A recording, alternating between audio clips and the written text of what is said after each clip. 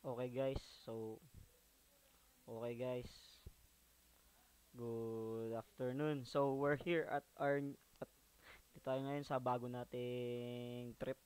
Bago nating trip. So ayan, ire-record ko yan. So we are picking we will predicting NBA picks.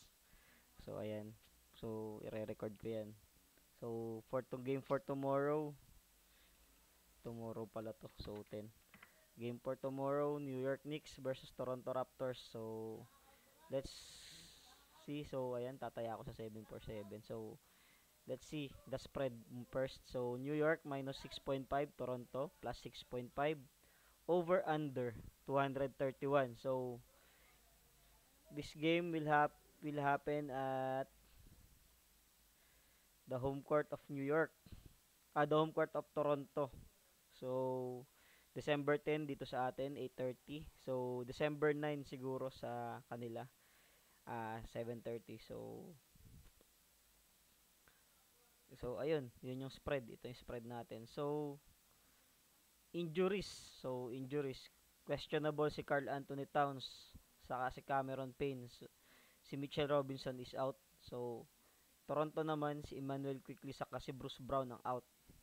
So ayun. So Toronto versus New York. Yan yung kanilang spread. So let's see kung anong pick natin. So pick natin dito is based sa kanila sa mga laro nila. Medyo mabilis yung space nila.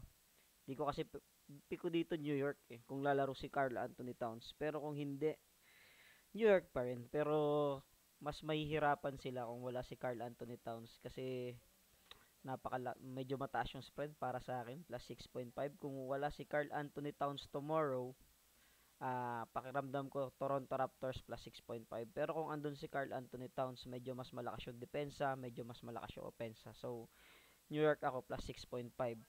Pero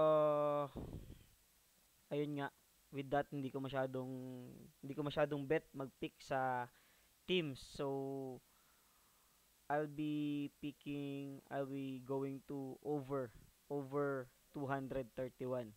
So bakit over? So I check on their schedules and dito sa kanilang mga games. Medyo ito yung sa New York. So yung sa New York, ayan, medyo mabababa nung umpisa. Pero nung nakabuelo na sila, medyo tumataas na yung scoring nila. Ayan, as you can see, tumataas yung scoring nila. Tumataas yung scoring. Medyo mas malakas yung scoring nila ngayon. Pero yung recent win nila medyo mataas pa rin, 121. 121, 125. Ayan, ito lang medyo mababa, 99 against the Charlottes. Pero most of their games mataas high scoring game. Same with Toronto. So ayan, with Toronto, medyo mababa doon sa mga defensive team pero with the medyo mas malalakas umopensa na team, ayan, medyo matataas yung scoring nila. So tapos ilang games na straight din sila na over yung kanilang stats. So I'll go with the over. Ayan. I'll go with over 231. That's my bet. Over 231. So prediction. Over 231. So yan, ilalagay natin diyan. So maghintay na lang tayo for just wait tomorrow for the result.